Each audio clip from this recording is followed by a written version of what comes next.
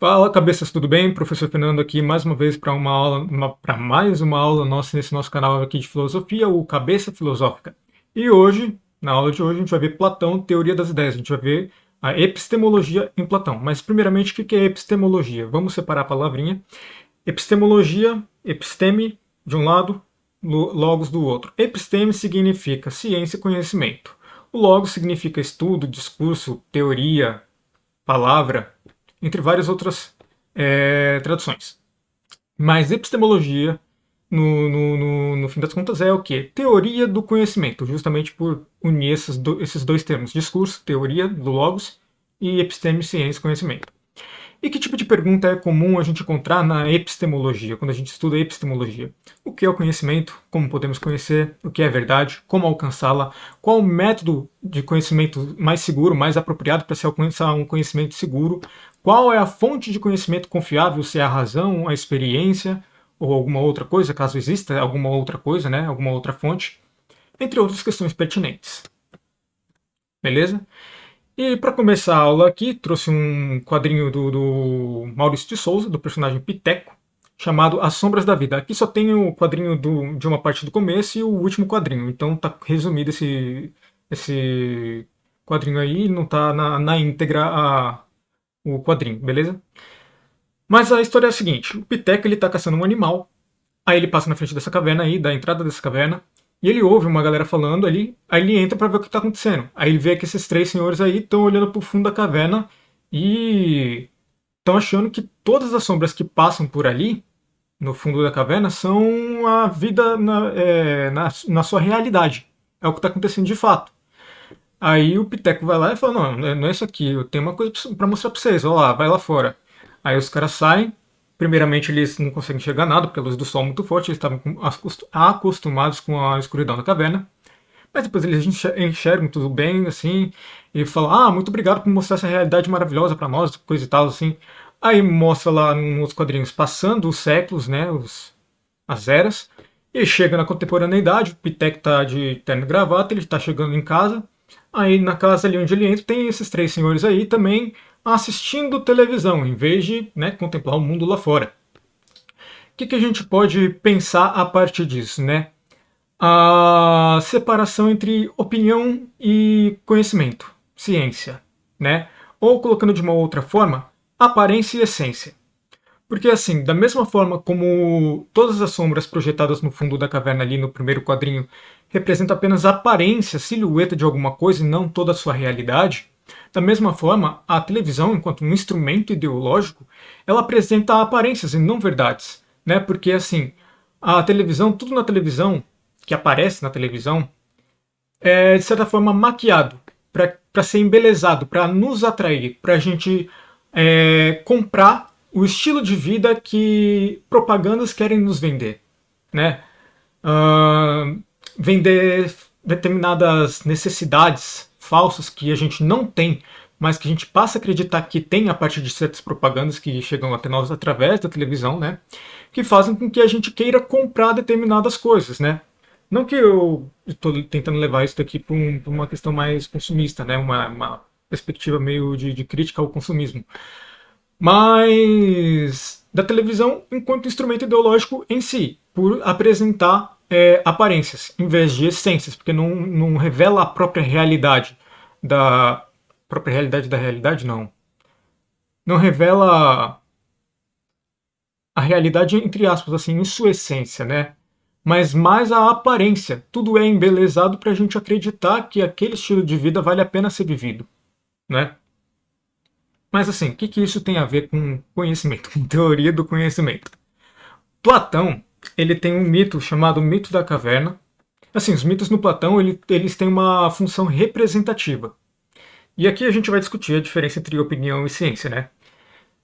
Mas voltando à questão dos mitos, eles têm uma função representativa, porque para Platão, às vezes dizer racionalmente alguma coisa, tentar dizer racionalmente, às vezes não seria só por meio de um diálogo sem o uso do mito, uma coisa eficaz. Porque o mito ele tem uma representatividade não. O mito ele consegue representar determinadas coisas de uma maneira alegórica que faz com que a gente consiga entender aquela coisa, mas você não está apresentando de modo conceitual, mas sim de modo alegórico. É essa a função que os mitos cumprem no pensamento de Platão. Só servir para representar alegoricamente alguma coisa que seria difícil de expressar conceitualmente. Tá? E aí, assim, semelhante ao quadrinho aqui do Piteco, que o quadrinho do Piteco está fazendo uma referência ao mito da caverna de Platão. No fundo da caverna aqui, tem sujeitos acorrentados pelos pescoços, braços e pernas, que só estão vendo as sombras no fundo da parede. Sombras essas projetadas aqui no fundo, a partir da iluminação dessa fogueira, incidindo sobre esses fantoches aqui que essas pessoas estão segurando. Tá? A caverna aqui, o interior da caverna, representaria para Platão um mundo da doxa, da opinião, um mundo sensível. O lado de fora da caverna representaria o mundo inteligível, o mundo da episteme, da ciência, do conhecimento. E a gente, com isso, pode dar início à apresentação do dualismo em Platão, dessa divisão em duas coisas, em duas partes da realidade, do mundo da opinião, do mundo da ciência. Mas antes, só falar um pouquinho mais do mito da caverna, que eu não falei, esqueci de falar. O mito da caverna é o seguinte: tem esses sujeitos acorrentados, eles estão vendo todas as sombras ali no fundo da caverna e acreditando que aquilo é realidade. Mas um dia, um deles é libertado. Aí ele pula o murinho, sai ali, vai para fora da caverna. E aí ele se incomoda com a luz do sol, igual os carinhas no quadrinho do Piteco. Se incomoda com a luz do sol, não consegue olhar direto para cima, assim. Primeiro ele vê os reflexos das coisas na água. Aí depois ele começa a conseguir olhar para as coisas, até então conseguir olhar para o sol. E aí o Platão, ele lá no diálogo, ele faz o Sócrates perguntar no final para outra pessoa, porque é um diálogo, né? E aí, o que você acha que aconteceria se esse sujeito aí voltasse para dentro da caverna e tentasse avisar os outros que tudo ali era uma ilusão? Aí o sujeito responde: eles se pudessem matariam ele, né? O Platão está fazendo uma referência ao Sócrates aqui, que o Sócrates, que era um chato de certa forma, ele saía perguntando as coisas para as pessoas, conversando com geral, trocando uma ideia com eles e fazendo com que as pessoas pensassem. E assim, numa sociedade, quando determinadas relações de poder querem, quando determinadas pessoas querem manter determinadas relações de poder, não é muito interessante que muitas pessoas passem a vir a pensar criticamente, né? E foi o que aconteceu com Sócrates, que foi condenado por fazer as pessoas pensarem, basicamente. E foi morto, né? Por isso que o Platão diz ali, se pudessem, matariam ele. E foi o que aconteceu com Sócrates. Ele como que tentaria libertar as pessoas desses grilhões, dessas correntes que estão aprisionando elas no fundo da caverna, mantendo elas apenas no mundo das aparências. Ele viria para libertar essas pessoas, só que se ele tentasse libertar, ele seria morto, que foi o que aconteceu com Sócrates. Agora vamos ao dualismo no Platão. Divisão entre mundo da opinião e mundo da ciência, do conhecimento. Só um detalhe assim também. A opinião, ela não é um não conhecimento, tá? A opinião ela é um grau de conhecimento, mas é um grau de conhecimento fraco, porque ela não é a ignorância por si só. Porque a ignorância é o total não saber. E a opinião é algum tipo de conhecimento, mas não é o conhecimento verdadeiro, não é o conhecimento de verdades, conhecimento de essências. É o conhecimento de aparências, tá? Então a gente tem a doxa aqui, que significa opinião no grego, representa o mundo é representada pelo mundo sensível, que é apreensível pelos sentidos, que a gente aprende pela nossa experiência, né, pelos nossos olhos, ouvidos, etc. E a gente consegue aprender a aparência, que constitui-se de mudança, instabilidade e de multiplicidade, né? Porque, por exemplo, pensa numa galinha. A galinhidade da galinha é a sua essência. E a galinhidade da galinha participa de cada galinha. Tanto que a gente reconhece todos como galinha.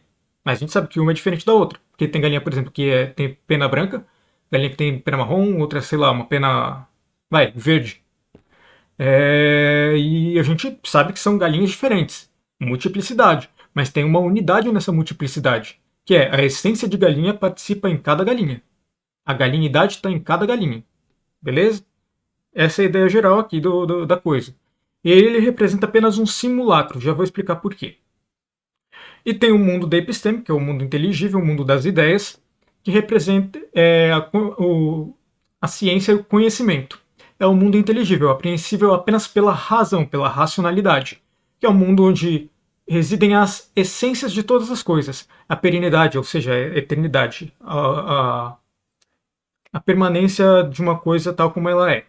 Constância e unidade, tá? Como eu tinha falado multiplicidade ali no caso das galinhas diferentes, né? Há uma unidade em toda a multiplicidade. Essa unidade na multiplicidade ela é garantida pela essência da galinha, que faz parte do mundo inteligível, do qual o mundo sensível é um simulacro. Simulacro é o quê? Cópia. O mundo sensível é uma cópia do mundo inteligível. O mundo inteligível, o mundo das ideias, apreensível pela razão, ele é o mundo das essências. Lá residem as essências de todas as coisas. A essência de cavalo, a essência de cachorro, a essência de galinha, a essência de, sei lá, da água, a essência de uma pedra. Todas as essências residem lá. Beleza? E todo mundo sensível é apenas uma cópia do mundo das ideias. Então a gente tem várias pedras aqui porque são várias cópias de uma única ideia. Da ideia de pedra, da essência de pedra. Todas as pedras diferentes que a gente encontra no mundo são nada mais do que cópias da essência de pedra. E todas as coisas no mundo são assim. A água é uma cópia de alguma coisa, o vento é cópia da ideia de vento, e assim por diante. Aí a gente tem uma divisão aqui, né? Mundo sensível, mundo da aparência, da opinião, que é algum grau de conhecimento, mas é o conhecimento das aparências, e aparências enganam, né? Onde tudo é cópia, coisa falsa, não é a verdadeira, né? E é efêmera, ou seja, passageira, está sujeita a mudança. E o mundo inteligível é o mundo da essência, do conhecimento, da realidade e verdadeira, beleza? Verdadeira. E onde as coisas são eternas. Agora a gente tem que falar como que a gente conhece essas coisas. Que eu falei de duas realidades que podem ser conhecidas. Uma pode ser conhecida pelos sentidos e outra pode ser conhecida pela razão, tá? E para a gente entender como a gente conhece isso, a gente precisa falar da psicologia platônica. Mas Platão falou sobre mente humana. Psicologia na época do Platão, na Grécia Antiga, não tinha o sentido da psicologia como a gente entende hoje. Psicologia é o quê? Psique, que significa alma. A gente viu isso na aula de Sócrates semana passada, não, na última aula. E logia vem de logos, significa teoria, estudo. Então é uma teoria da alma. Psicologia é uma teoria da alma. E a gente vê aqui em Platão uma tripartição da alma. Como ele concebe a alma humana, não como uma só, mas como três. Enfim, três partes. A alma racional, responsável pela racionalidade e reside na cabeça. A alma irascível, responsável pelas paixões e reside no peito. E a alma concupiscente. Concupiscente, leia direito ali, por favor, não estou falando de outra forma. A alma concupiscente, responsável pelos apetites e os desejos, que fica localizada no ventre. Tá, mas por que é importante falar disso? Porque temos também a teoria da reminiscência na filosofia do Platão. O que é a teoria da reminiscência? O que é reminiscência? Reminiscência é recordar. Platão ele ilustra a sua teoria da reminiscência no mito de Er. Er, ele morre, ele vai para o mundo das ideias e vê que todo mundo contempla as ideias lá. Mas quem contempla as ideias lá? O que está contemplando as ideias lá? A alma racional. Voltando aqui, ó. A alma racional. Lembra que eu falei que o mundo das ideias é conhecido, só pode ser aprendido pela razão, pela racionalidade? Então é a alma racional que vai conhecer o mundo das ideias. Então a alma racional, ela está no mundo das ideias porque é de lá que ela veio, né? Ou seja, ela está na sua casa, ela está na sua natureza.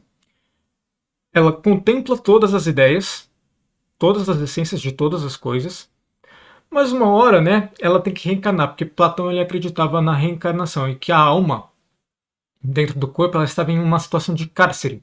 O corpo é o cárcere da alma, mas de que alma? Da alma racional, que é a única alma que sai do nosso corpo, que não pertence ao nosso corpo, pertence ao mundo das ideias. Nosso corpo pertence ao mundo sensível, tá? Então, essa alma, antes de retornar a um corpo, ela bebe da água do rio Letz, que significa rio do esquecimento, reencarna num corpo novamente, que, como eu falei agora há pouco, significa que é um cárcere da alma. O corpo é um cárcere da alma. Então, o conhecimento para Platão seria o quê? É recordar. A alma racional já esteve no mundo das ideias. Aí ela reencarna num corpo. Quando você vai conhecer alguma coisa, você não faz nada mais do que recordar de alguma coisa. Porque você está fazendo sua alma racional recordar do que ela viu no mundo das ideias. Essa ideia é sustentada num diálogo do Platão, quando Sócrates está querendo provar um ponto. Ele chama um escravo lá, não lembro com quem que ele está conversando, mas ele chama um escravo. E ele começa a falar de geometria com esse escravo. E aí, assim, o escravo não sabia nada de geometria. Mas conforme o Sócrates ia falando, o escravo tirava conclusões necessárias. Ou seja, necessário quer dizer que tem que ser, não é que pode ser de um jeito, pode ser de outro. É tipo assim, 2 mais 3 é igual a 5.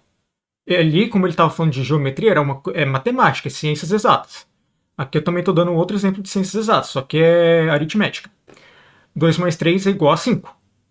Você não vai pensar que 2 mais 3 pode ser 6, 2 mais 3 pode ser 24. Não. Você sempre fala que 2 mais 3 é 5. Da mesma forma, o que Sócrates estava querendo provar ali é que tem um tipo de conhecimento acessível para nós seres humanos que não é preciso uma experiência para você saber o resultado de determinada coisa. Por exemplo, se eu chego para você e falo assim, se eu tenho uma coisa inteira e parto ela na exata metade, isso quer dizer que eu tenho duas metades? Você vai responder que sim. Você não precisou ver eu quebrando uma coisa ao meio para saber, na metade, né? Para saber que eu teria duas metades a partir daí. É um raciocínio lógico apenas que você precisa para chegar a essa conclusão. E é isso que Sócrates está querendo mostrar, assim, no sentido de que você tirou da tua própria razão uma coisa que, assim, de onde mais você tirou, se não for da tua própria razão? Porque eu não te mostrei isso aqui. Então, assim, se eu não te mostrei isso aqui acontecendo e você concluiu isso, ué, você não fez mais do que recordar alguma coisa que sua alma racional já viu. Mas viu onde? No mundo das ideias, não no mundo das aparências. Beleza? É isso que Sócrates está querendo provar com isso. Então, assim, para Platão, conhecer, no final das contas, é recordar. Porque a alma racional, que reside na cabeça, esteve no mundo das ideias, bebeu da água do rio Letz, o rio do esquecimento, reencarnou num corpo e a gente só precisa de um gatilho para reconhecer alguma coisa. Claro, aí vão ter coisas assim que a gente vai precisar da experiência, como por exemplo, a essência de galinha. Como que a gente conheceria a essência de galinha, reconheceria uma galinha? Vendo uma galinha. Porque ao ver uma galinha, gatilho para lembrar da galinhidade da galinha. A gente viu a galinhidade. Viu um cavalo? Gatilho para ver, para lembrar da cavalidade do cavalo. Beleza? Então, assim, por hoje é isso. Espero que vocês tenham gostado. Deixa um like aí. E deixa um comentário também se alguma parte ficou confusa ou não, se vocês têm alguma dúvida. Se gostaram da aula e quiserem elogiar, podem fazer isso, fica à vontade. Por hoje é isso. Abraço, até mais.